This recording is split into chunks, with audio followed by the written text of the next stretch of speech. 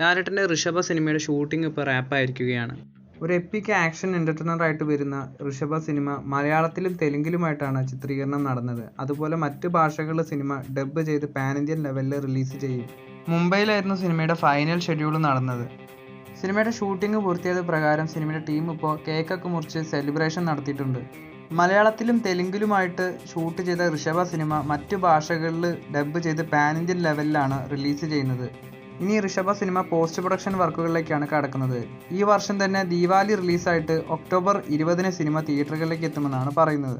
പാസ്റ്റിലും പ്രസന്റിലും നടക്കുന്ന ടൈം ലൈനാണ് Rishabha സിനിമയിലുള്ളത്. നന്ദകിഷോറാണ് cinema direct ചെയ്യുന്നത്. തെലുങ്കിലെ ഒരു ഡയറക്ടറാണ് നന്ദകിഷോർ. അദ്ദേഹത്തിൻ്റെ മുൻകാല സിനിമകളൊന്നും അത്രയും ഭയങ്കരമായിട്ടുള്ള ചിത്രങ്ങളൊന്നും അല്ല.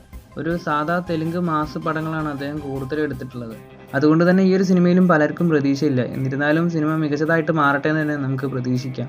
ആശീർവാദാണ് ഋഷഭ സിനിമ റിലീസ് ചെയ്യുന്നത്. കൂടുതൽ ഋഷഭ സിനിമയുടെ അപ്ഡേറ്റുകൾക്കായിട്ട് കാത്തിരിക്കുക.